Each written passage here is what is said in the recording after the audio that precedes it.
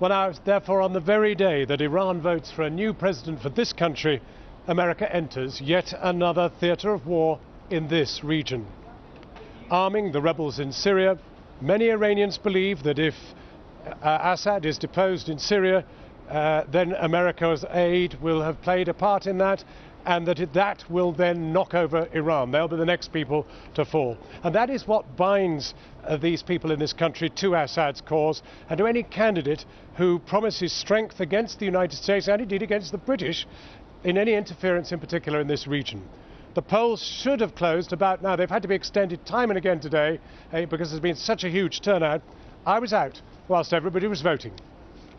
Dawn found Iran's supreme leader, Ayatollah Khamenei, as is the tradition, already casting the first vote.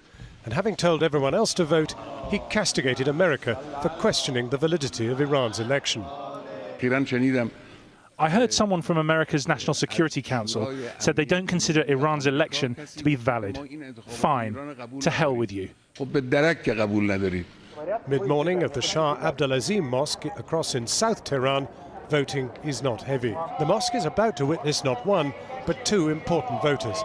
The first is candidate and mayor of Tehran, well-regarded technocrat and deeply conservative figure, Mr. Ghalibaf. The press scrum in the mosque courtyard afterwards is more than recognisably electoral. Photographers battle for a shot, but the mayor remains every inch the suited technocrat he's described. I secure a thank you. Mr. Ghalibaf, are you going to win? Thank you, thank you. His equally conservative rival, nuclear negotiator Saeed Jalili, who's close to the supreme leader, casts his vote. In a succession of attempts myself, I ask him what he thinks of America supplying weapons to Syrian rebels.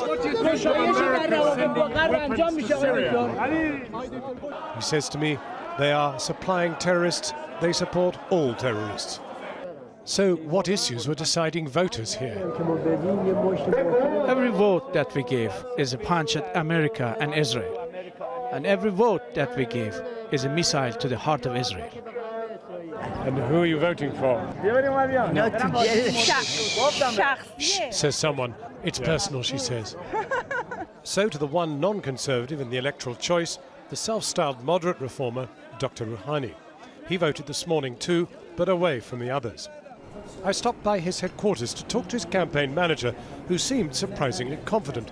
I asked him, is it a free and fair election? Well, it is fair and free, but you know, in every country, you cannot say 100%. Even this morning, they closed our site. You know, we have Rouhani92.com. And just a few hours ago, they closed it, and now we are trying to open it. In upper-middle-class North Tehran, the voting line was long. It was splashed with the green that was identified with the now banned reformist movement of last presidential election. There was the purple of Mr. Rouhani's more moderate reform brand too, urgent for a new relationship with the outside world.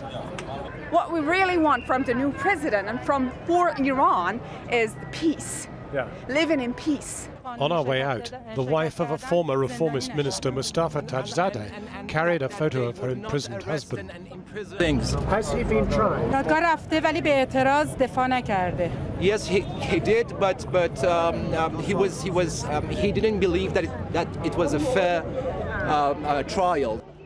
In this electoral cycle in Iran, hers was a most brave cry for her husband's release.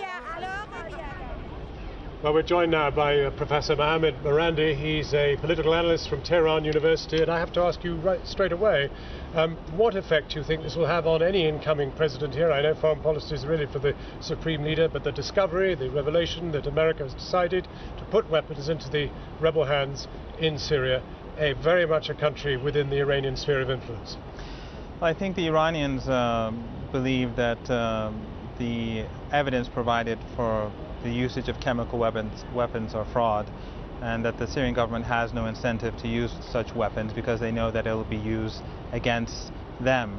And that in fact the rebels have that incentive because they know the government will be blamed by the United States, Britain and France. The Iranians believe that since the momentum has turned against the Al-Qaeda-like groups in Syria and the rebels, the United States is trying to stem the tide and sort of prevent them from losing more ground by giving them this sort of support. Do you think this will stiffen Iran's resolve to go on supporting President Assad?